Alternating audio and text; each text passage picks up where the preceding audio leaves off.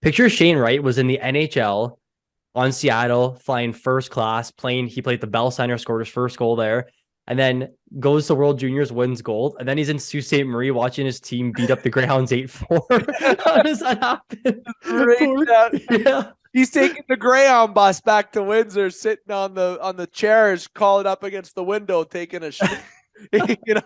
That's what he was doing. He's not sitting first class. Hey, another round. No, that doesn't probably doesn't. Some sushi, some steak. No, sorry, all you got is pizza and snow in the Sioux. It's good pizza, but not the snow sucks. Very good pizza. Yeah.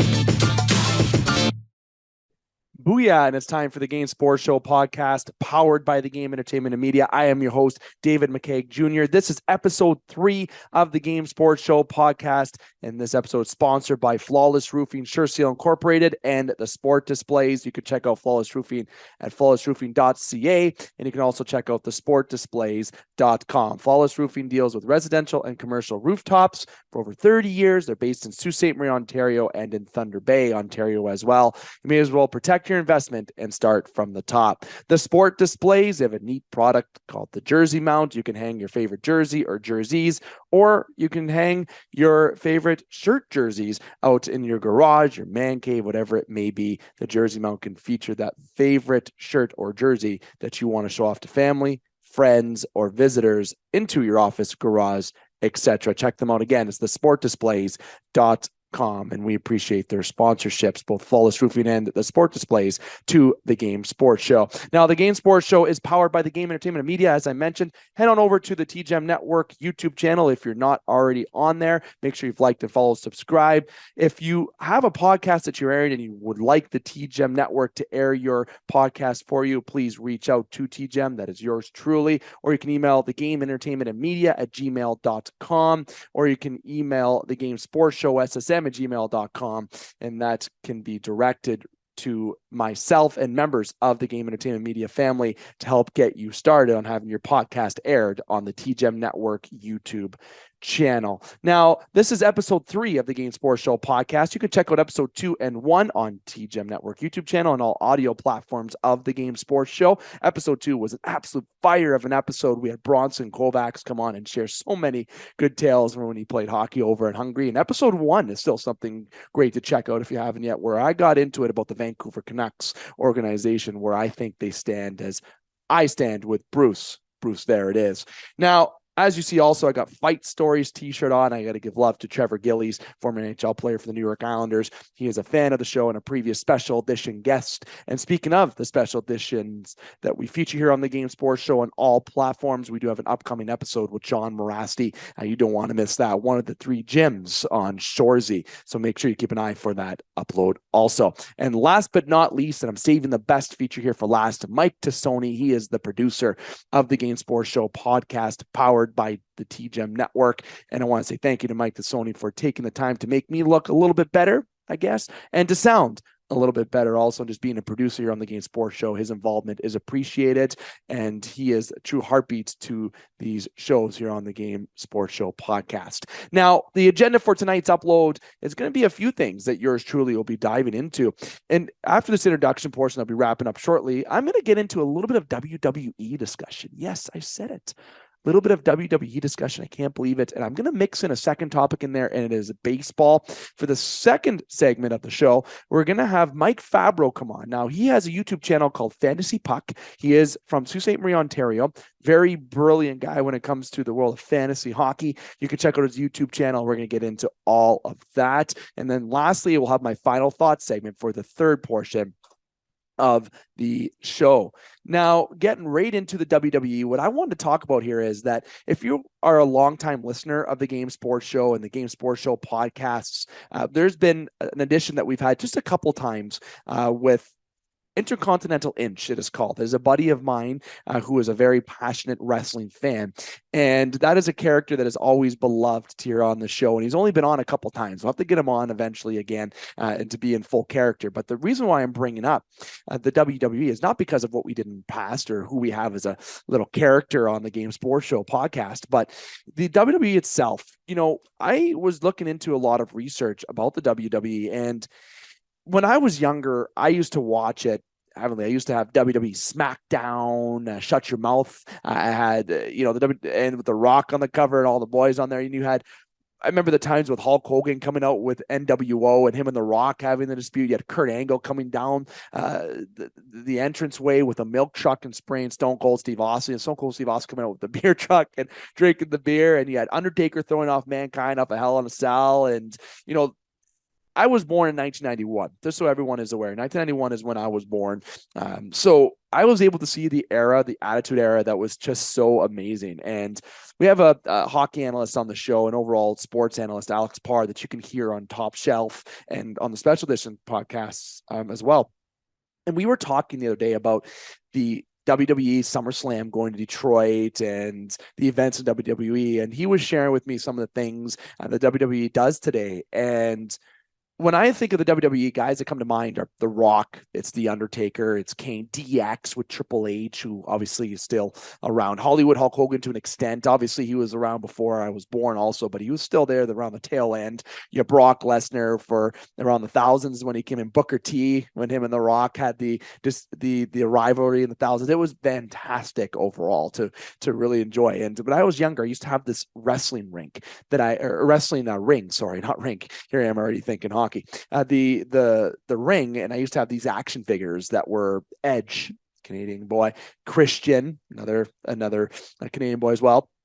And I had all the action figures of these wrestlers that were well known. You have Goldberg, Hulk Hogan, The Rock, and I used to, when I was younger, of course, to play with it. But now they're collectors of it. I'm glad I took good care of them because I still have the ring, I still have the action figures and the belts. The original WWE Championship belt, a little mini one. It made me really think when I was downstairs in my household here, I clean out my basement, seeing all these nostalgia with toys, and it made me think of the WWE today and how it's definitely not the same, right? Like if you look back at the WWE, the moves even look more real. The blood, the matches, it's amazing.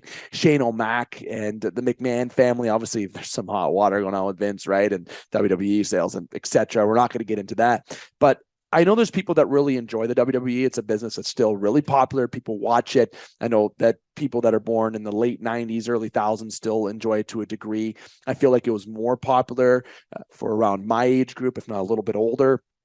And I wanted to maybe start a little dilemma here and really say out loud that I think that the Attitude Era, the previous era, is so much better. And I really don't think many people are going to disagree with it. But the entertainment was off the chains. It was much better at that point. And truth be told, I really miss what that was. I wish I could go back and just being that kid self again and just remember seeing that pay-per-view come with the Royal Rumbles or the WrestleMania and the great match that Hulk Hogan and The Rock had. And it's been a lot of legendary moments that I have with friends when I was younger in elementary school and next to playing Grand Theft Auto Vice City, which probably a little young to play at that point, but playing Grand Theft Auto Vice City and then having a wrestling event, it was kind of a big thing to do. And the game, Triple H, right? And I know a co-founder of the show, Scott Nason, was a big fan of wrestling as well. And there's a lot of tales shared about it. And I miss what it used to be.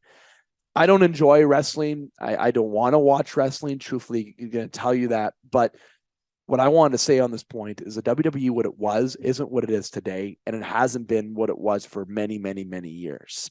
I think they're really trying to change it. But there is a lot of good wrestlers to kind of Braun Strowman. You got Drew McIntyre. You have Seth Rollins, who seems to be running the show. There's a good crew of wrestlers that are still very entertaining. And the WWE is trying to really revive and bring back that, not just that older generation, but engage the younger generation. And I think a big part of it is their abilities in the ring and to make not predictable matches, non predictable events and potential outcomes. I remember watching WrestleMania. I can't remember now what it was, about 5 years ago plus, at a friend's house, and it was just boo fest. Fans were just bored. The matches were not enjoyable. And honestly, the WWE is trying to save face, and they're still very popular, right? They're still very, very, very, very profitable business. I just want to bring it up because I had a friend tell me, what did you really enjoy about the previous era. And it was the matches that looked real, even though we know it wasn't. The entertainment was a lot better. And I also could ask the question, what era do you think's better? And I think it's not even close to being in discussion. It is the previous Attitude Era. It's the era of the Undertaker being in his prime, Kane and Hulk Hogan, young Brock Lesnar, Booker T, The Rock, Triple H, and my favorite group of all time, DX. Are you ready? I can just hear the sounds, man. It's one of my favorite music themes of all time. Shawn Michaels and Triple H, X-Pac, and it's truly something when I think back I'll never forget because of all the enjoyment that I had when I was younger. And as I remember losing interest in it as I grew up, but it just got worse. And I think the WWE is doing better at trying to make it better. I would still not watch it, but to answer the questions that I get of what's better then or now, it's by far then. I wouldn't watch it. And what do you think they need to change in today's WWE is a question that I do get a lot. It feels like people think I watch it a lot. I don't, but I do keep a little tab on social media. And I was able to keep in touch with it because of some members here on the Game Sports Show family. But they need to change a good chunk. And I think it's just starting with the entertainment. They have the wrestlers, they have the talent, they have the popularity, they have the money. I think it's something that could be corrected quickly. And would I go to an event? And absolutely. I think that'd be something to cross off the experience list. And I think a Royal Rumble would be enjoyable. I know recently a Royal Rumble happened and it was really good. Seeing the Paul brothers really involved in boxing and wrestling is kind of annoying to me. And if they end up listening to this podcast, I'm not going to explain why, and I don't really want to. I feel like, there's a lot that could be touched on in WWE, and they're bringing in the popular guys like the Pauls, and they're really coming up with different storylines to try to pique the interest of more fans.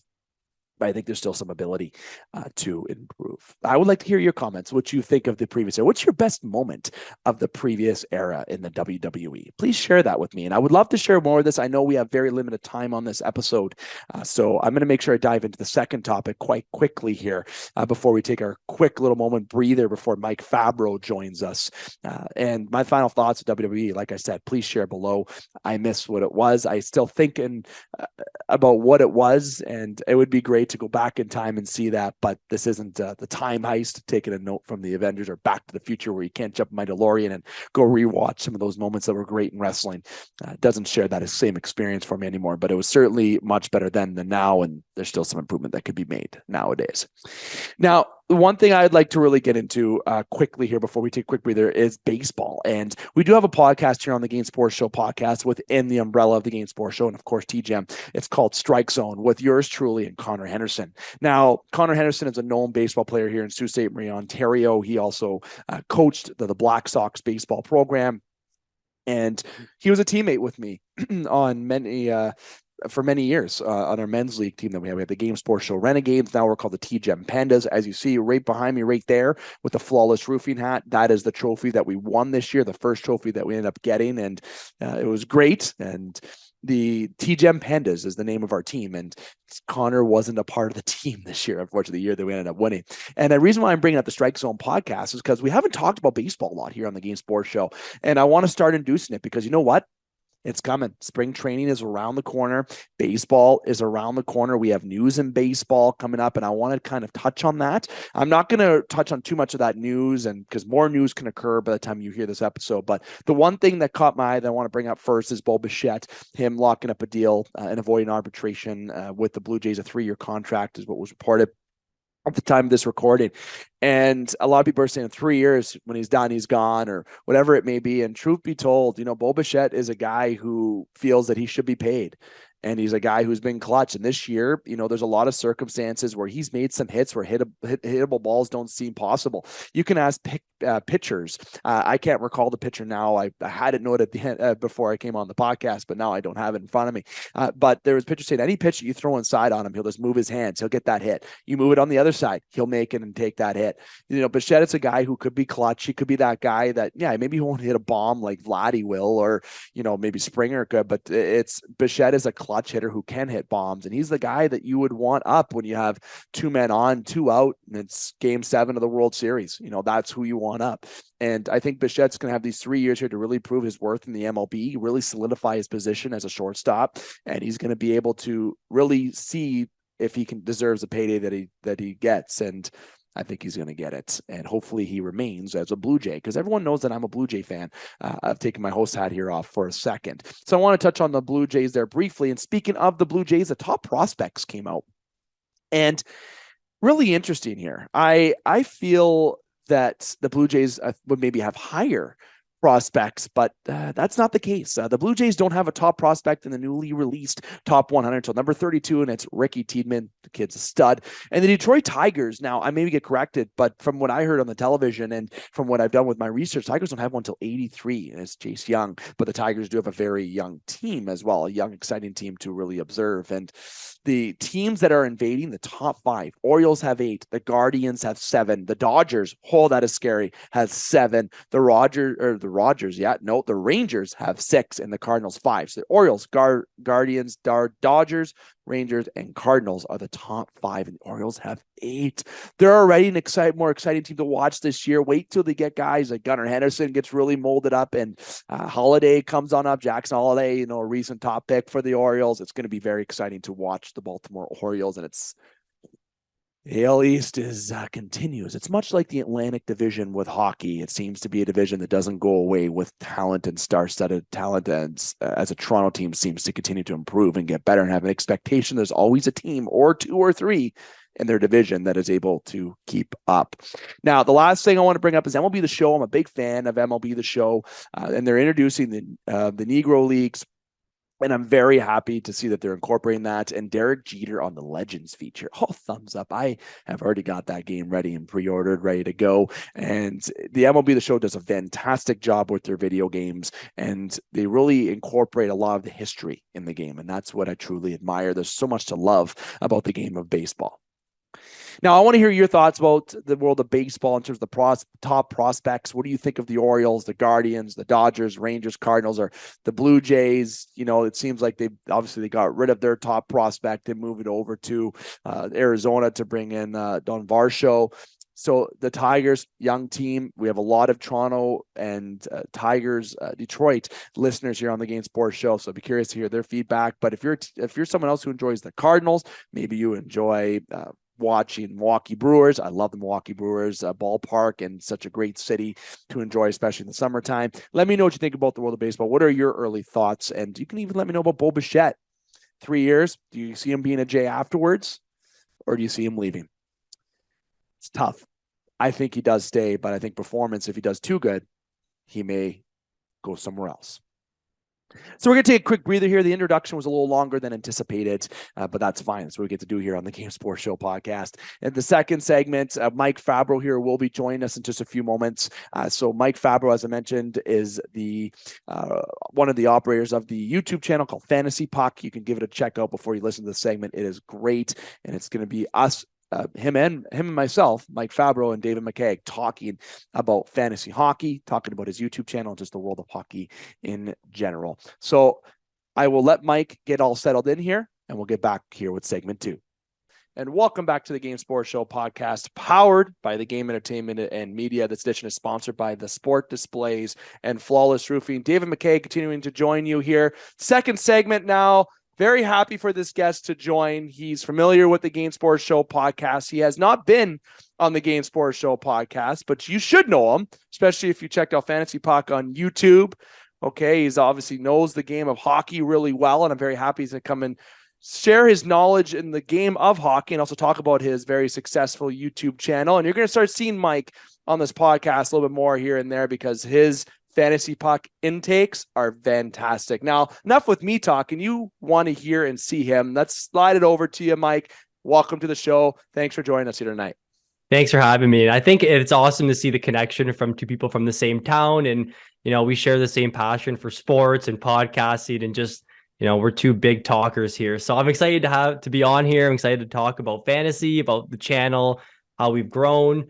I feel like I'm pretty open to some Q&A, so feel free to just ask me a couple questions, and then we can, talk about it. Definitely. Now, I got to give a shout out, because it wouldn't be fair if I didn't, to Lacey Patingolo. Now, yes, thanks, Lacey. Yeah, definitely. I got to give a shout out to her. My best friend, Jerry Patingolo, is married to a wonderful woman named Lacey Patingolo. And Lacey, who was beside me at the Strive Gala, and no, I didn't win any of the awards, but what people I went up against, knowing what they did for the community. Yeah. It was really good. Congratulations to those winners at Strive. Now, people that are outside this year are wondering what the heck that is. Strive is a young professionals group at Sault Ste. Marie, but Lacey was there by my side with it, and she got to understand and be hands-on a little bit more with the Game Sports Show and also with TGEM, and she got us connected, myself and Mike, and she just messaged me on Facebook saying, hey, I noticed you were doing these collabs on YouTube and your show. I know someone in town that'd be a fit, and that's kind of how it goes, and that's the way it should be. People should be collabing, and that's what Mike and I are doing. I know what you're doing, Mike, is really well. You've been doing it for quite some time, and your subscribers, your interaction on your channel, you found something successful there. So what I'm going to let the listeners know right now is, of course, again, thank you to Lacey Patingolo, but also the channel that you have, FantasyPuck. If anyone wants to take a quick pause and go check that out, so while we're talking, do so. But to search FantasyPuck on YouTube, sounds the way it is. It's all one word. You'll see they got pretty attractive thumbnails. They got over 5K subscribers. They get over a couple K video views. They know what they're doing on there, and it's all about the fantasy side of the game. I'm gonna let Mike explain that. Just give it a check out and subscribe to them, okay? And also at the same time, search TGEM and subscribe to us and check out the Game Sports Show for sure, right? But that's how this should be, is connecting, and that's why collabing on channels, which you're going to see a lot here on the Game Sports Show side of things, but as well as TGEM. So, Mike, I don't want to take the full airtime here, so I'm going to slide over to you. I want you to. We'll get into the fantasy puck a little bit here, and sure. I want to say, I'm not going to ask anything yet. I'm just going to give you the floor. Talk about it. What do you want to share to our listeners about what Fantasy Puck is? Yeah, so we're just a fantasy-based platform. I feel like a lot of people, especially from Canada, we all play fantasy hockey. Do you play in any leagues at all? This year I actually didn't, but I do. I took a year off this year. I actually originally took a year off from everything hockey except the podcast. But Now I got sucked back into coaching. I got sucked back into playing men's league. Now I miss not playing fantasy hockey. So you know what? I shouldn't have done that. But yes, I do indeed. And it's fun. And so is fantasy football. Also, I know it's the best. The fantasy sports is so fun. It's the best. I find, like, for us, especially being out of sports now, especially competitive sports, this is like our way to stay competitive and stay competitive amongst our friends. Yeah. So yeah, for me, like I feel like I started back like pickuphockey.com, where we'd go into a room with a bunch of guys and we'd all draft our team and have to be manually inputted. And now we're over on Yahoo, where everything's just automated. Yep. But yeah, so back in 2020, I graduated from school and just didn't really have anything going on. So I took sports, graduated from a sports program. So just something I was obviously super passionate about, loved hockey. And I graduated from sports when sports was canceled. I'm like, I need to find a hobby. I need to find something to do. And then I knew I was good in fantasy sports and I wasn't really good with video editing, but I knew I could spend the time to learn it because I had the time, because we were in lockdown here in Canada. And the US viewers, it probably wasn't as bad for you, but for us, I felt like every single month we were just another lockdown, another 30 days. Yep. And I'm like, all right. And I went and looked online, and I was already following a couple people. As you mentioned, fantasy football was super popular. There was a guy I followed that was actively doing fantasy football content, sleepers, best pick at this position, all of that. I'm like, who's doing it for hockey? And I went and looked, and there was no one. I'm like, there has to be a market for this, right? Yeah. And I remember talking to one of my friends, and I'm like, we were at work. I'm like, yeah, I'm looking to start like a fantasy hockey YouTube channel. I'm embarrassed. He's like, no matter what you do, people are going to make fun of you. It's just ignore them and just do what you're passionate about. And I did. And I think within like a month and a half, we ended up getting over 1,000 subscribers, and we were able to monetize on YouTube. And, I think the big thing was just like finding the niche, right? It was like, no one was really doing it, but there was a market for it still. And like, what separated myself from others is there was another podcast that was posting like 40-minute long videos. And I'm like, no one's really doing like 7 to 10, like the quick, lots, like still good information, but not like expanded through 40 minutes and not like in the shorts where it's just quick content. And yeah, I ended up finding the niche, and it worked out, and we're growing. I was still I still am pretty like get burnt out around this time, especially I'm still in school and I'm still working full time. So like having to manage everything's tough. But like next year is like the first full year of Fantasy Puck where I'm like just working like the channel, but I end up bringing up some awesome friends from university that are like super big into hockey, and we all just kind of collaborate together with our knowledge, and we're able to find synergies. Like one guy's really good with like social media. Another guy, like I mentioned, with the thumbnails and the editing, all of that. So it ended up being like a perfect collaboration between the three of us. And yeah, it just took off and we've been doing really well. We've tried to find ways to go away from the brand. And a lot of people have said, why don't you just do other sports? But it's like, we are fantasy hockey only channel. So like, why not be great at one thing, then be good at multiple things is the way I kind of look at it. So Way to put it. yeah. So yeah, it's been a fun ride, man. It's like, when something's a passion, it's easy to get up or like, sit down, I guess, every day after work and grind it out because I'm so passionate. I do it anyways, right? Like I'm already playing fantasy sports. Yeah. Yeah, it's been super fun. It's been a great ride. Yeah, it just feels like almost surreal, like getting here. I know it's not like the big numbers you see, like we talked about before, Chiclets and Barstool, but still going from zero to where we're at now has been so much fun. I've learned so much, and so many mistakes along the way, but you learn from them. So yeah, it's been great. It's been great. I'm loving it. I've been slacking a little bit too, but No, you shouldn't. Recently, actually, just at this time of recording, you had a week 17 preview, top streaming options just posted was your most recent video at this time of recording. That may change, by the time someone listens to this or when it's uploaded. But you can also look at stuff from a couple months ago that are still entertaining to listen to. And you got it all laid out professionally right on your YouTube channel. And again, that's FantasyPuck. And your number one fantasy hockey YouTube channel is right in the banner. It's right there. Great logo, by the way, too. FP in the middle of a puck. Like, yeah, we changed it this year, actually. That's a good logo. And Yeah. I believe that's Linktree. You got Twitter. You can see all the information that you have on there. And 5.72K subscribers at this time of recording, and hopefully some more after this channel, after this upload. But definitely entertaining. And if somebody has a question about what they should look at for fantasy, or I'd like to use this example, you may not to, even for betting for games, looking at this too might help them with that. So what would you encourage somebody from the betting side without encouraging betting? Yeah, because we can't. Yeah. No, exactly. Or what would you recommend, I guess is what I should say, on top of kind of some sleeping options that you think are some players that maybe some people should look at going into the back half now of the All-Star break prior to the deadline? So like in terms of players, I know something we've looked at if you're playing fantasy, especially, is the Avalanche have the best schedule relative to the fantasy playoffs. So that starts in it depends on your league, but like week 22, 23, I think March 13th is the first week for some people's fantasy playoffs. So Colorado has just a jam-packed schedule. So someone I'd be looking at is, I don't know, like, I guess you can't recommend the big guys, but I like Devin Tays quite a bit. He's a defender on Colorado. Hasn't had a very good season, but he's been pretty good. I really like Francouz, the goalie, and Georgiev. So if you're in deeper leagues, like Francouz is good because he may not even be owned. But I like Georgiev too. He's getting a lot of starts there in Colorado. Again, there's good schedule. I think they're a really good team. But for the sports betting thing, we do have a Discord at FantasyPuck, where it's just like we basically have a community. It's an online community. It's like a forum almost, and you can join in. We have a sport betting little chat channel in there. So we have people like talking in there all the time about their picks. Nothing too major in the bets. I took Jake Ottinger for Vesna a little bit ago, but in terms of, it's hard to get a lot of value for the Stanley Cup bets too. Yeah.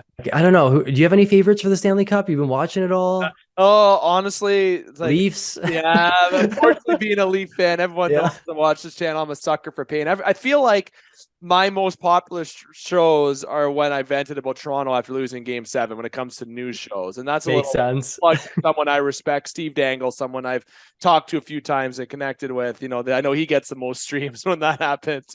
But jokes aside, it's obviously hockey's on this house all the time. And I have to appreciate the members of my fiance in the household here who put up with watching hockey all the time. Yeah. But it's something overall that this year, honestly, going in, Carolina was a team that I was looking at. And, I even said that my prediction was Toronto, Carolina conference final, something like a rematch in 2002. People remember that series or not? But I didn't want to say who was going to win because I don't want to say it because it's Yeah. hard, but it's Carolina. Touchy subject. Yeah, Carolina's the team that I'm really looking at. And Pacioretty getting hurt and going to LTIR, like, sad. You feel bad for him because he hasn't been able to get healthy, but do you feel bad for Carolina's management? Nope, because he got so much money to play with. So, like, I think you can look at some big names going over there. So when it comes to a pick, I feel like Carolina, that's the team that can really buy and bring in some strong assets. And if they can get a player that has a 50% retained, and then another star player who has 25% retained, 2 top 6 guys, watch out. Not only does that make them my cup favorite at the beginning of the year, that makes them like my slam dunk cup favorite. Screw Boston. I don't care. I know they're flukes. I know we have Boston fans on this show that listen a lot of, and some friends of mine, but it is a touchy subject for me too, because of being the team that I cheer for is Toronto. But I really think that Carolina is a team to watch out for, Mike. I think if anyone's looking at anything fantasy side, those are some of the players you have to look at, and their goaltending that can go any place, right? Like, if Freddie's healthy, do you pick Freddie? Does he start? Or do you go to Kuch? Or I don't know how to say his last name. Kochetkov, I think. I get shredded for pronouncing his name wrong in the comments. I'm gonna call him Koch. Okay, I'm just gonna Kochekov. Koch. I'm just gonna call him Koch. That's the nickname. I'm gonna call him Koch. But that's my team. Peter K. Peter K. And that's and everyone asks me sometimes, what about the West? Who you got in the West? I got nobody. I'm sorry, the West is not beating the East this year. But if you really want to pick a team in the West, it's Seattle for me still. I know. I got a feeling that it might be a Seattle thing, but when it comes to playoff time, you cannot count out the Colorado Avalanche. Oh man, they're so good. Right, you can't. So seeing a Carolina Colorado final might be in my future, but I don't want to spoil that too much because the deadline still has to happen, Mike. You never know what's going to happen. Maybe Toronto buys, Boston gets hurt. I don't know, Colorado, more injuries happen, maybe surprises happen. Yeah, we'll see. I think out of the West, I like Dallas a lot. I just feel like they have so many good pieces, and they're a team that I could see adding at some point. But I was thinking when you were talking about the Carolina-Toronto final, I'm like, Freddie Anderson versus the Leafs. Is Freddie Anderson going to shut his former team up that shut him out earlier? Final, imagine it's like a repeat of 2002. I remember sitting in my parents' basement in 2002 watching the Carolina Hurricanes, okay, and watching Rod Brindamore, Martin Jelena. Those are some archive names. Yep. Wild. And look at Sundin, Gary Roberts, Darcy Tucker, Jonas Hoagland, all these guys that Toronto had. Brian McCabe. Oh, miss those days. Those were the days. And then it got worse and worse. It went downhill from there until Dubas came in. But then Carolina, when they won that year, they went to play against a very stacked Detroit team. And the 0-2 Detroit team. Yeah. Shanahan, Hall, Robitaille, Hasek. Lindstrom, you're not beating those guys. And there's another name from Detroit I'm really thinking of. Speaking of fantasy guys, Dylan Larkin. If he's been great this year. If you got him in your fantasy, I don't think Detroit's going to keep him. I've said that. That might change while we're talking, before this is uploaded. So I don't want to get into that too much, but there's a lot of big names that can happen at this deadline. I think that's really going to affect the fantasy hockey world and the betting world because a lot of big names can move. Patty Kane's another interesting one where I don't know where he's going to go, but I think with like Carolina having Pacioretty off the books now, and then there's theories, people are saying that Landeskog, they might just be holding him on LTIR until playoffs, like Kucherov situation, and then just acquire Kane and Colorado has a ton of assets still, like Bowen Byram. I don't know if he would I don't think they give him up, but they still have a lot of assets too in the minors that they can give up. Yeah. And Jacob Chikrin, I know, is a big name too on Arizona that could get moved. Former Sarnia Sting. Yeah. There's a lot of things. And the Horvat trade recently too. He gets worse now that he goes to the Islanders on a team that plays a ton of defense. They have one of the worst power plays in the entire NHL. Yep. So, and he goes from a team where he was playing 22 plus minutes. I know the Islanders love to spread their minutes out. So I think as a Horvat owner in one of my big leagues, it kind of hurts right now. But contract too, he just signed to Lou. Opens the book. Trust me, being a Leaf fan and having Lou in Toronto for a couple of years, no.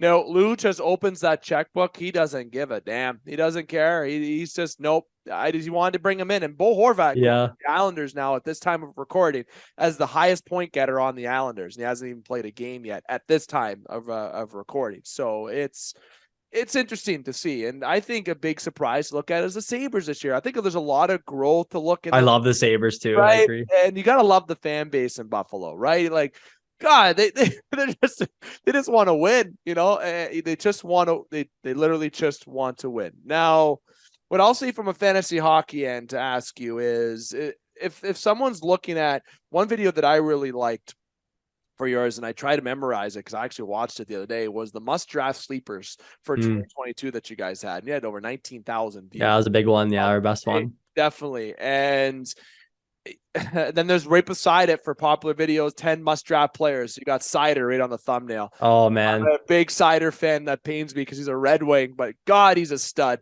Yzerman is a dream. Yzer plan. He's a dream. But is there anything in terms of sleepers from that video, okay, that could continue, or maybe that you felt, and I'm making you look back a little bit here, but is there anything in terms of sleepers that might be good to pick up until now, if they're on their waiver wire? Some other names, you mentioned Colorado, but is there any other names that you think could be on the waiver wire for people? Frank Vetrano is someone we really like. Anaheim Duck, I think former Bruin. He's just a shot volume machine. It's kind of hard to say sometimes, Dave, and we get this a lot where people are like, recommend me a trade. Like, oh, this guy's not good in my league, because everyone has different leagues. Like, there's people with leagues with like penalty minutes and face-off wins. I just like that. I'm not. Oh, me too. I just like it. I think it should be points, like goals, assists, shutouts. I don't like penalties. Sorry, I interrupted. Keep it basic. No worries. Like, yeah, for me, it's like goals, assists, power play points, shots, hits, and then you can add in blocks if you want to make defensemen more relevant, because sometimes it's very hard to find good defensemen. Yep. And then goalies usually it depends. If you're in a categories league, which is like you play head to head, and there's categories based on how your scoring is. So wins, save percentage, goals against, shutouts usually for goalies, but goalies are tough. Anyways, yeah, another guy we're looking at is Brady Shea on Carolina. As you mentioned, you like Carolina. Burns got taken off power play 1. Shea moved up to power play 1. So that's another guy we're looking at. We really like the guys that go on power play 1. I almost feel like I've never actually quantified it, but just like playing hockey, I feel like you get like 25 to 30% more offense from playing on the top power play unit. Maybe not as much in the NHL, but I love guys that are on power play 1. But yeah, from that video, I know Seth Jarvis on another Carolina guy. Why are we talking about Carolina only tonight? Carolina is invading this comp because they, rightfully so, they're a good team. They're maybe not talked about enough either, too. When you think about it, they're not. It feels like they're underrated, but they're not. It's just because where we are in location, Probably Toronto, Boston, Toronto, right? It's all you hear, right? But you got to give love to Carolina. I guess the Game Sports Show is giving love to Carolina today. They can send me the bill, send me the check in the mail. Yeah. I'll take anything with zeros beside the 1. A little bit per diem, yeah. I know. Yeah, like Seth Jarvis was someone we were really high on. I think he's the thumbnail in the video. Yeah, and he hasn't been good at all this year. Someone maybe could be sleepy near the end of the season, or maybe we have a thing with my friends. We call it so like one of the guys that does FantasyPuck with us, his name's Will Donovan, and we call him Donnie. He goes by Don. We have a thing called a Donnie sleeper, where it's you like someone for the 1 year, and then he does bad, so you don't take him the next year, and the next year he breaks out. We've had so many instances of Donnie sleepers, and that's just a common term that we like to use. Yeah. And Seth Jarvis could be a Donnie sleeper where we liked him going into this year, and we're going to avoid him next year because of the pain from drafting him. And then he's going to end up being good next year. So, but that was a steal of a pick when they picked up Seth Jarvis. First round, I think, right? Yeah. When you go to Carolina, it's just working out, but there's other teams in the league. I want people to know that here on the Game Sports Show, we don't just talk Carolina, obviously, and we don't just talk Toronto, but there's teams, there's been some disappointments too. And I may be, on the other side of this, I'm being careful the way I'm treading on this water, because here I'm going to Toronto a little bit because I know there's been injuries with him a little bit. But Morgan Riley, first goal like a couple games ago. This guy's been getting helpers. I get it. He gets the ice time, but come on, look at that season where he had 20 goals, like close to 20. He's been a disappointment a little bit, and if you look at the Florida Panthers, that whole team, Yeah, I unless you love keep them. Matthew Tkachuk, like there's been not the best year, and you traded Ben Sherratt for a first round pick that might end up being a lottery pick if you don't make the playoffs, right? Montreal fans are just licking their chops, Yeah, right? They're licking their chops, and Bedard's the prized possession, but there's other names, Michkov, Fantilli, the list yep. goes on. If you don't get Bedard, sure, that's a generational talent. But if you get Fantilli or you get Michkov, you're still getting a top line guy that's going to alter your franchise. I agree. Did you go see Fantilli in against the Lakers? I actually did not. I got chirped for not going. I'm Wow. actually, to be honest, with openly on this channel, I've been following the Hounds because it's part of what we do on the show. Were you? But if it's needed, but I actually haven't even been to a game in person. I've only been monitoring and following it so I haven't been to as much games as I want to get to. And I know Shane Wright and everyone who knows Sault Ste. Marie, we have the Sault Ste. Marie Greyhounds here. If you're a Toronto fan, you know who the Sault Ste. Marie Greyhounds are, okay? Because there's a lot of Hounds on your team in Toronto. We're a very successful HL team, I feel like. We've had a lot of winning years. There hasn't been a lot of years that we've been on the outside looking in. Have we won since 93? Nope. It's like a Washington, Toronto type issue where you get out, win, but at least the Hounds got to the championship recently and lost to a very good team in Hamilton. But it's the Sault Ste. Marie Greyhounds team in general, when they were playing, Shane Wright was supposed to play, but he didn't play. I was there. Yeah, I was in. How mad were you? How mad? So I was actually in a box with a friend, and so I guess when you're scratched or when you're hurt, you're supposed to sit in the stands. And I guess Shane Wright requested not to sit in the stands. So he was actually up in the press box, like two boxes over from us, I think in the media box. Like we were 2 boxes from the media box. And he's just up there just looking disappointed. You know what we were saying? Picture Shane Wright was in the NHL on Seattle, flying first class, he played the Bell Center, scored his first goal there, and then goes to World Juniors, wins gold, and then he's in Sault Ste. Marie watching his team beat up the Greyhounds 8-4. How does that happen? Yeah. He's taking the Greyhound bus back to Windsor, sitting on the chairs, calling up against the window, taking a shit. That's what he was doing. He's not sitting first class. Hey, another round. No, that doesn't probably doesn't. Need some sushi, some steak. No, sorry, all you got is pizza and snow in the Sioux. Good pizza, but not the snow sucks. Very good pizza in this town. Yeah.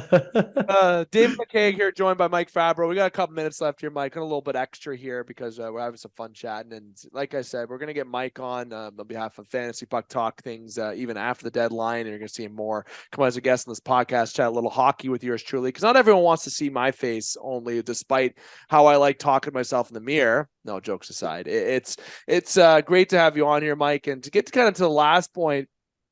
These obviously we know people can follow you and subscribe. We talk about your channel and all that. You can send me the check. No, I'm just kidding. So what the thing this year that I really want to get into is the disappointing teams. Okay, that I want to get your opinion. I want to share to people your knowledge with hockey on the side of disappointing teams. Okay, in the Atlantic Division, the Metropolitan Division. And then the Central Division and the Pacific Division. In each division, and I'm putting you on the spot, what team is surprising you the most on the worst side of the spectrum? Surprised you that they are not doing as good as they should have been doing? They should be embarrassed how they're doing. I don't know. You use the terms that you want. Each team from one division, I'll give it to you. Yeah, so I'm just going to start off by saying you said that my sports knowledge, and I'm pulling up on my left screen. If one of my friends listens to this, he makes fun of me for it. I actually don't know the teams in each division. I know all the teams, but I don't know by division. So yeah, the Metropolitan Division makes me not want to look at a title anyways because it's the worst division name in hockey. Yeah, it's named after a player, Glenn Metropolitan. All right, I'm gonna go through all of them. And now my screen's getting dark. Anyways, okay. So Atlantic Division, I would say between 2 teams, the Senators, because they acquired a 40 goal scorer. They signed a starting goaltender finally. And they actually are over 500, but I thought they were going to be a little bit better. I thought we were going to see a little bit more of Thomas Chabot. Our team. Yeah, wild card team potentially. They're on the up and up, I think. 4-game win streak, it says here. And then you already mentioned it, but a team that I absolutely love, the Panthers. Like the way they play hockey is insane. Like they just shoot the puck so much and play no defense, and all their defense just pinch. And if you go look at their advanced stats, they're like top 3 in every offensive stat, but then they're bottom 10 in all defensive stats. But I love Barkov, and I'm very high on Sam Bennett, especially in fantasy. So I would say those two teams are, especially out of the Atlantic, that are busts. The Metro, the Metro is almost like what you expected to see. Right. The Rangers probably, they only have 14 losses though, but I thought the Rangers were going to walk away with this division with how good Shesterkin was last year. And they have so many good pieces like Zibanejad right here. Yeah. Unreal. Panarin, Fox, like such a good team. But I almost feel like the Metropolitan, the worst named division, is exactly like you expected. Yeah, Columbus is a joke.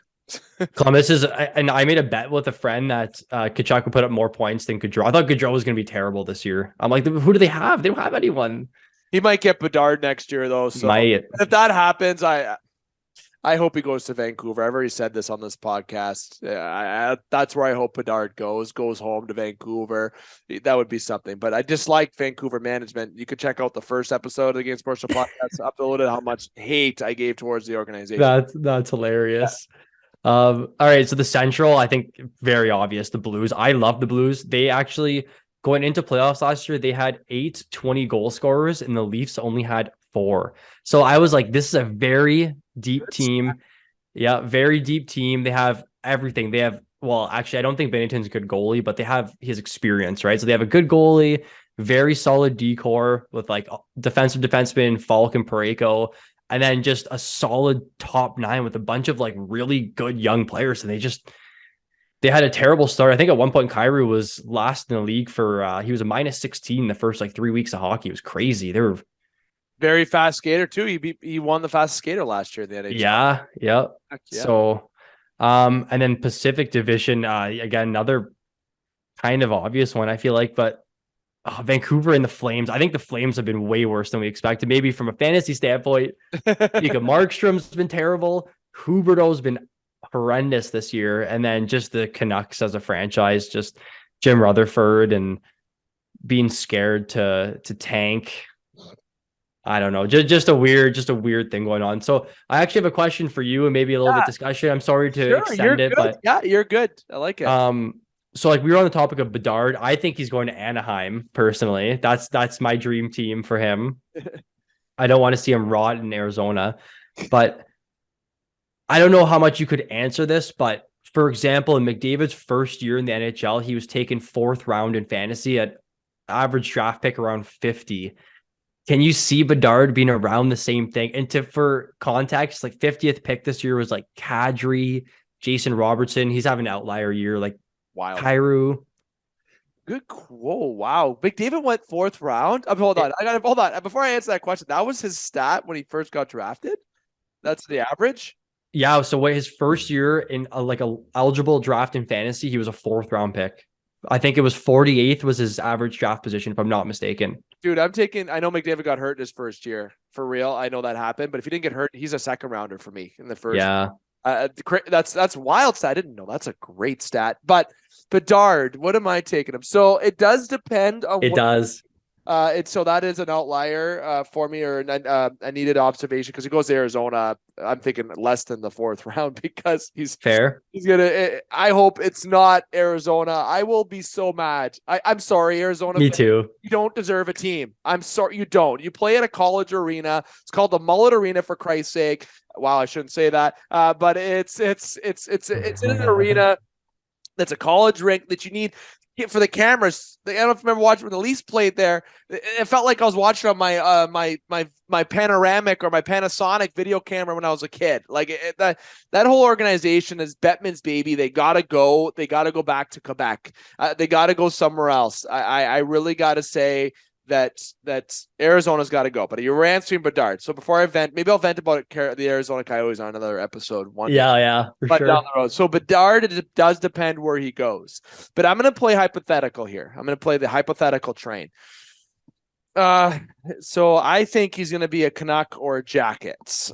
So I'm going to say he ends up on Vancouver. I'm just going to say that he ends up on Vancouver. He gets they just lost their 1C. And they just lost their 1C. He moves up.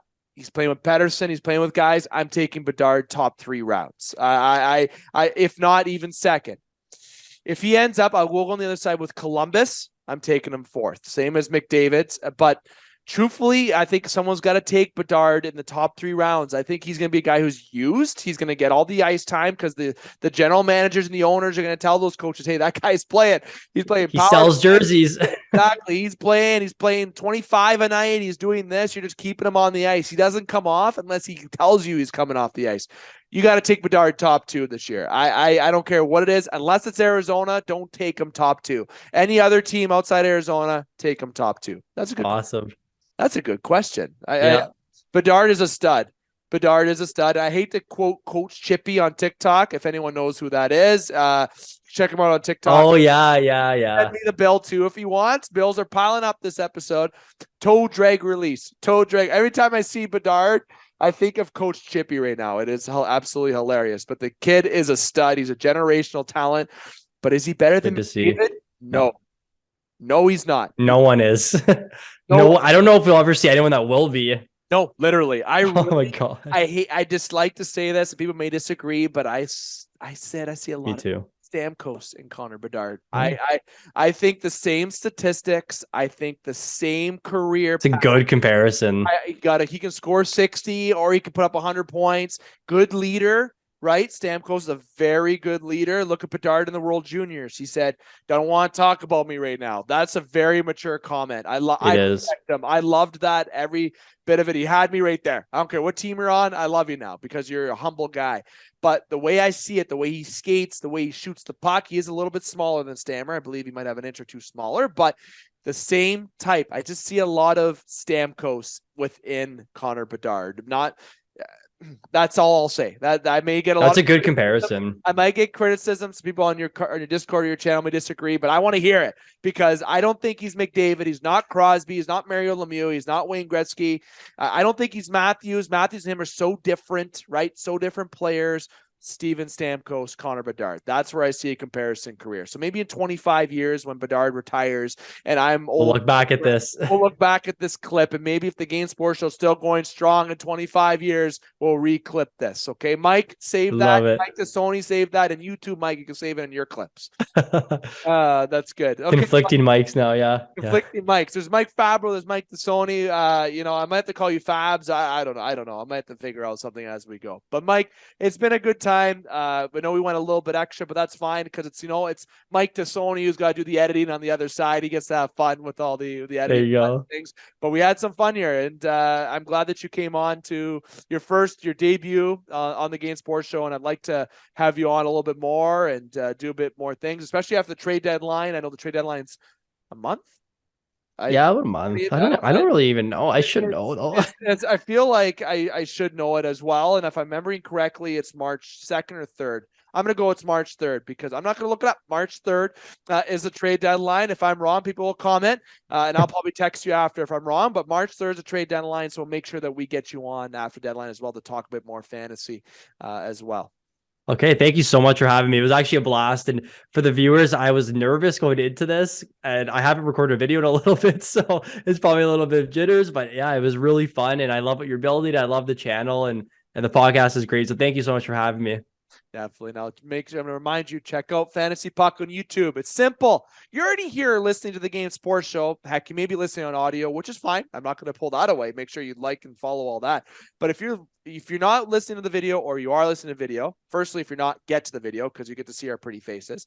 But if you are listening to video, there's a subscribe option. There's a like option on this video. Do so. But when you're done, check out FantasyPuck. I will have the connection in the description below. Make sure you do that. And if you're on TikTok viewing this show somehow or wherever you are, you'll be able to get over to Fantasy Puck. Make sure you do it. Subscribe, support us, and support each other. And if you have a podcast, let's collaborate. Comment below, touch base, dispute this. Hey, if you want to come on the air and try to challenge Mike and I talking, or to me in general, bring it.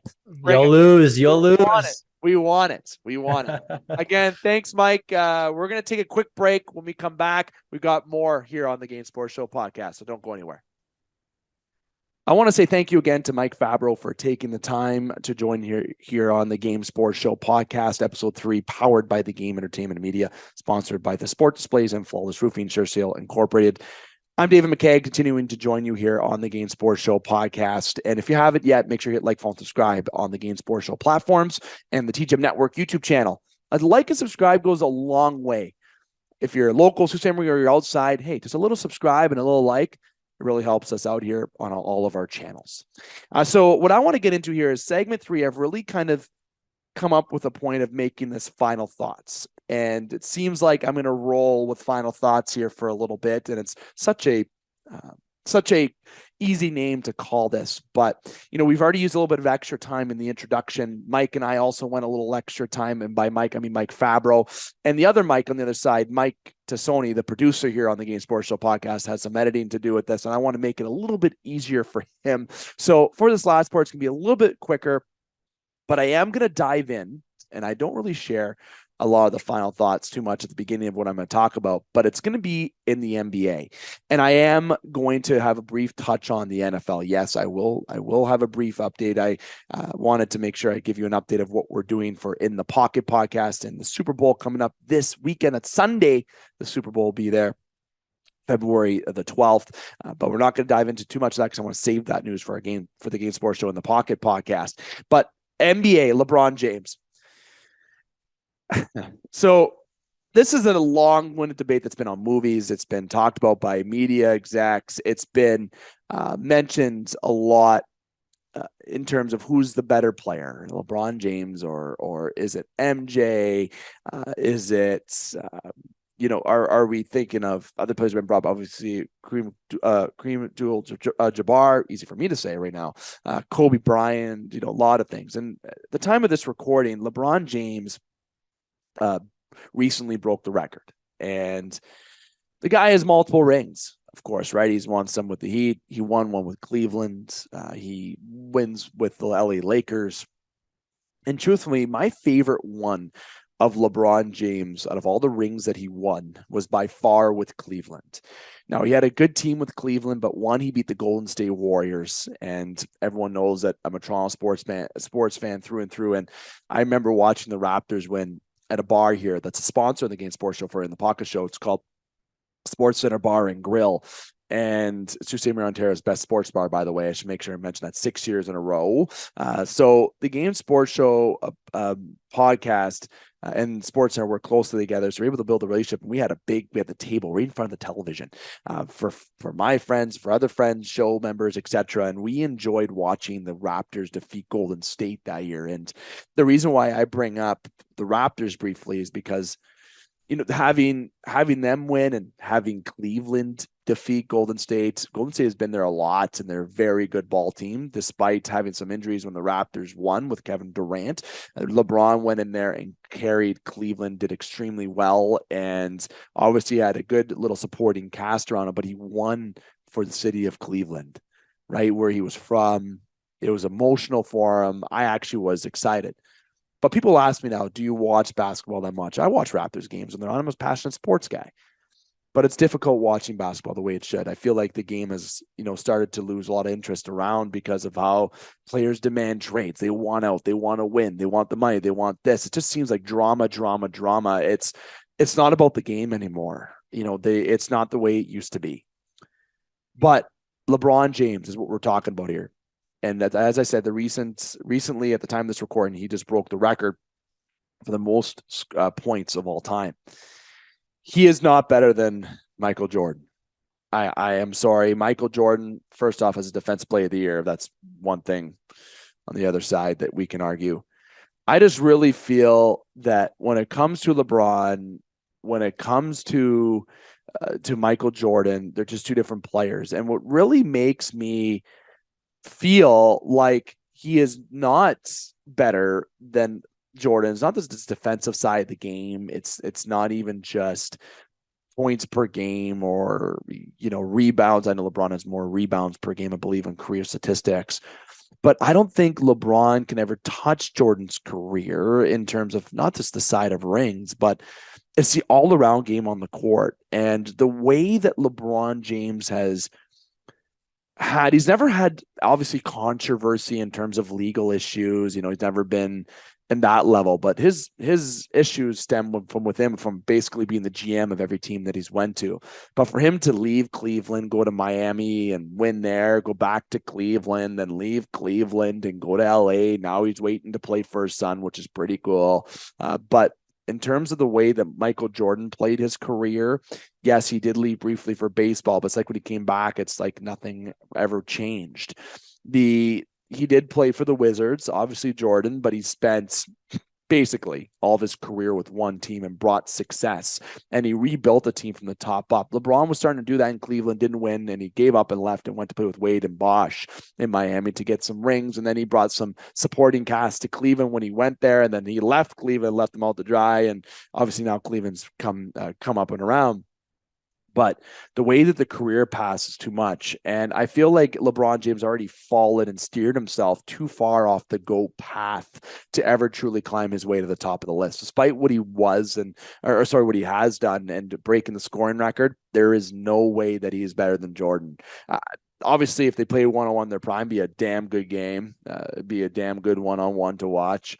But at the time of the era, it's almost like comparing, and I'm going to use hockey, and I will even use, I'll even try to looking at even using baseball as an example, but hockey's the one I want to go to first, and it's Wayne Gretzky and Connor McDavid, or you can go Wayne Gretzky and Sidney Crosby, but I feel like McDavid, who's much younger than James is, maybe Crosby's a better comparison, so I'll do that. Crosby that came in the league was compared to being a Gretzky, and obviously won 3 cups with Pittsburgh. He changed the organization in Pittsburgh.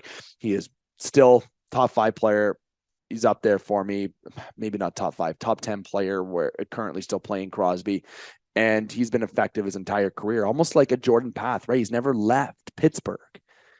Yeah, he's had injuries and, but he's won gold medals. He's been successful. It's truly a good story when someone stays with the team. Look at Steve Yzerman with the Red Wings, right? You got to love that. And when it comes to the world of baseball, you can compare the Babe Ruths and look at what Derek Jeter did. Those are my comparisons in terms of loyalty to a team. I'm not comparing Jeter to Ruth. I want everyone to know that. Nope, that's not what I'm doing here. What I'm looking at, my main point, is the majority of one's career with one team and altering an organization. James did do that with Cleveland, but Jordan did that tenfold with Chicago, and it was a pure dynasty, pure success. And he built the guys around him to be better. Pippen, Rodman, those guys, truly talented basketball players, but I feel like the growth of Jordan was able to build off them and the chemistry of that team. And you got to love Kerr on that team. Just the organization, the way Chicago was, is a well-oiled machine. And LeBron had to bounce around to win, and it's just complete different players. But I will say one thing. I do think LeBron James might be a better athlete than Jordan. Well-built. Look at his size. I feel like he can play tight end for a football team, or he can probably learn the game of hockey or baseball quite quickly. So he might be a better athlete. But in terms of all-around basketball player and GOAT status, it is 100% Jordan over LeBron James. And my key point is always still on the defensive side of the basketball. That is where the success is. And the other point, loyalty to the one team, and didn't just call up a bunch of players to stack a team. He stayed with one that were drafted together and they grew up to win together. That's why Jordan's the key points for me. But LBJ getting the most points in NBA history, that's fantastic. That is legendary. He will ever be trying on to being number one. That's going to be very tough to beat. And will it be beat? I think it is easier to beat that than it would be to beat someone like Wayne Gretzky's record or Joe DiMaggio's hitting streak record, stuff like that. But LeBron James, as of now, is the top in the NBA history in scoring, and he's still not done. He's still got a good amount of years to go. I don't think he will retire for a good number of years at least until he plays with his son, as we all know. But Jordan over LeBron, it's a heavy talked about topic. I figured I would do the same. Now, the last thing I'm going to add here for final thoughts is NFL. We will have an In the Pocket podcast uploaded this week. We are currently determining a date. We do hope to do it on Thursday or Friday. And we hope to have that uploaded on all platforms for you. We are planning to do a video upload, but it may just be audio. Keep an eye on all platforms for that with all of you guys for In the Pocket. And we are going to talk about the Super Bowl in that game. We're getting into a lot of discussion there, and it's the Chiefs and Eagles. And I've already openly talked about this on a previous podcast. I am picking the Chiefs in that game. Will I be cheering for the Eagles? I can't say if I will. It's hard, being a Pittsburgh Steeler fan. Look at the other team in Pennsylvania. I really think the Chiefs are just a team. This was their year to do it. Mahomes gets hurt the first game, and they still end up finding a way to win. And he's just looking unstoppable. MVP season. He was there the last time he lost, but he's won it before as well. And I think the Philadelphia Eagles are a very good football team. They've really surprised a lot this year. And I think they're going to make it a very close game. But you can't say no to the Chiefs in this one. So the big thing about the NFL, the Pro Bowl weekend, apparently, and the reason why I say apparently is I didn't watch it. I looked at all the news outlooks. It's much like the NHL All-Star game. It's a disaster. I've said this, get rid of all this All-Star game bullshit. It is brutal. Okay. But I'm sticking with the final thoughts about the Super Bowl. Rihanna is performing at the halftime show. That's going to be great. I'm sure she's going to have a lot of guests show up. It's going to be very entertaining. Last year's halftime show was by far one of the best, if not the best of all time for me. Seeing Dre, Eminem, 50 Cent come out, but I really just like the hate towards 50 Cent there, just because he's a little bit older and gained a little bit of weight doesn't mean that, gives us any right to body shame 50 Cent. I flat out just going to say that right now. But yeah, he was looking a little bit more healthier per se. And the halftime show, I'm looking forward to seeing what those performances are. But it's the game, right? You're there to watch the game, and it's going to be a game that's entertaining. The Chiefs, the Eagles, it's all about Mahomes, Hurts, the Kelsey brothers. Can't forget about that. First time I ever see the brothers in the Super Bowl. Can't miss that. It's going to be great. Where are you watching it? Comment below where you're going to be watching and who you got winning this game. Make sure you comment here below, and make sure, like I said, check out the Game Sports Show football podcast. It's titled the In the Pocket podcast, presented by the Game Sports Show. I will be on that panel there's 2 more episodes in season 6 remaining before we sign off season 6. Then we have to wait for season 7. Already the football season is coming to a close. That has been the final thoughts. We talked NBA, LBJ, and Michael Jordan. We talked about briefly the NFL, who I think is going to win, just about the Super Bowl in general, and just a little tidbit out there for a podcast come out here in the pocket for you to get more in-depth content by the Game Sports Show and the Game Sports Show family for the Super Bowl this weekend. Right before you get all the news from the other outlets, come to us first. Let us be the first to shower you with the football content, and then you can get invaded with it this weekend. I want to give a shout out again to Mike Tassone, the producer of this podcast, Game Sports Show podcast. I tell him each time that it's going to be this time, and it gets longer, and he does an amazing job getting everything edited. But we have fun. We talk about a lot here on the Game Sports Show podcast, and wherever you're listening, make sure you like, follow, and subscribe. Again, the TGM Network is what powers the Game Sports Show, and special shout out as well to, again, the Sport Displays and their Jersey Mount product. Check them out at sportsdisplays.com, and Flawless Roofing. Flawless Roofing Jersey Incorporated, over 30 years of business in Thunder Bay, Ontario, and Sault Ste. Marie, Ontario. Protect your investment. Start from the top. As I mentioned, we will have a special edition upload this week, and that will be with John Morasti. And we will, as I mentioned, have In the Pocket this week as well. There's a lot of shows you can check out. The Game Sports Show schedule will continue. There will be another Top Shelf edition coming up in the next coming weeks, and I am planned to be back here next week for episode 4 of the Game Sports Show podcast. But please be known that next week there is a lot on the plate for the Game Sports Show. We may be postponing next week, and the next upload will be the week of February the 20th if you don't see one next week. Again, on behalf of the Game Sports Show, the Game Entertainment Media, yours truly, David McCaig. And again, special thank you to Mike Fabbro. And again, last but not least, the man, myth, the legend, producer Mike Tassone. Thank you again for taking the time to listen to the Game Sports Show podcast. We talked WWE, we talked baseball, we talked hockey, fantasy hockey, we talked NFL, we talked NBA, we talked everything here, because here on the Game Sports Show podcast, it isn't just specific to one sport. We talk everything. I'm here to remind you, keep your stick on the ice, swing your bats, catch your touchdowns, drain your threes, and shoot your shots. Booyah.